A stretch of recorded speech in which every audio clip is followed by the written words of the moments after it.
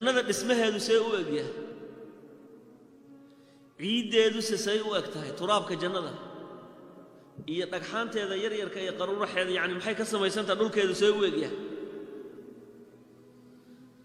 abu hurayra waxa laga wariyay radiyallahu anhu qultu waxaan iri buu ya rasuul allah ilaahay rasuulkiisa oo mimma khuliqa al-khalq makhluuqa maxaa laga abuuray qaala wuxuu yiri nabigu min al-maa biya laga abuuray وجعلنا من الماء كل شيء حي بإله من الماء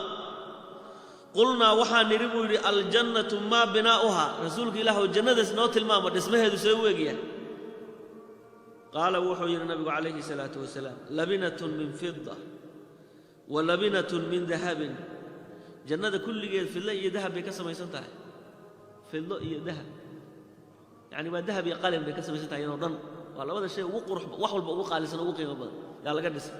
marka dhismaheedo dhan taylkan laga dhisay iyo mutuleelkeeda ama waxa ay ka dhisan tahay dhagxaanteedo dhan waa dahab iyo filoon marka waa labina waa dhagax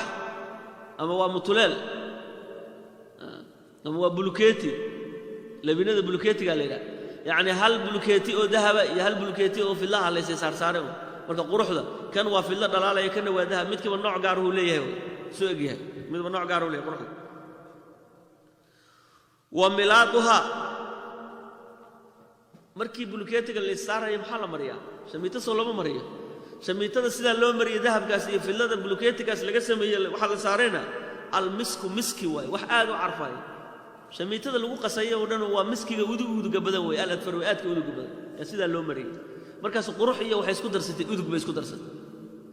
ziino oo waxay isku qabataa iyo waxay la carfiyo waxa udug bay isku darsatay وحسباؤها اللؤلؤ والياقوت قرور حير اما جيغا ير سيده بعادك ير جنده دخديده سيده ugu daadsan اللؤلؤ والياقوت وجوهر يلؤلؤ وتربها عيديدنا الزعفران زعفران كميدبكيسو كلا إلهها قروحدا من دخلها قفكي قال جنة ينعم نعمي سنيا ولا يبؤس وحد باتا أمتها بنسو جنة دحدة هذا قفكي بقال جنة قال نوع عاسع ده نعمة وي نعمة بس بؤسي وحلي هذا ما بأرك يده ويخلد والوارن يا أهل الجنة ولا يموت قفنا كدمان مهاي لا تبلى ثيابهم ولا يفني شبابهم ولا يفنى شبابهم أهل الجنة هو يكون واريان جنة خلود لا موت بالله يا أهل الجنة خلود لا موت وكوارثا ولقي دمشق وحلي هذا المجد خلود بلا موت دمشق مجد أهل النار كنسا سألوا لي لا تبلى ثيابهم دركود مباليو درك اي قبان درك ادويده و dhamaada suma darka ahlu jannahu ma dhamaanayaan ma la arkin hadda la soo bixiyo mad malaynaasa wax wasaqoobayo maaha wax duugoobayo maaha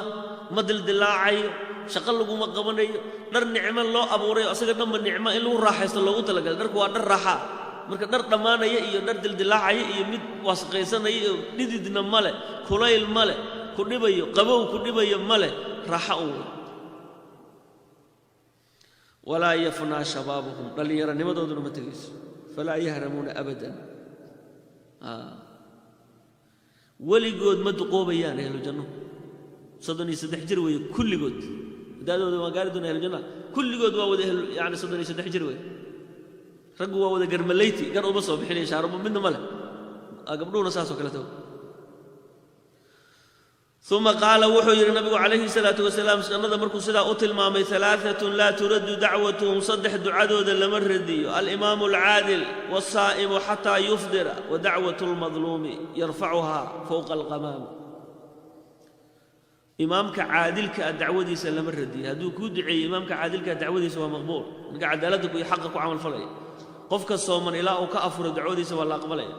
متك مظلوم كي لقى قردنية لدلمينا دعودي سي بريدي سيرفعها الله إلهي فوق الغمام ضرور تكر كذا بلوق قاضية بريدي سضرور بلوق قاضية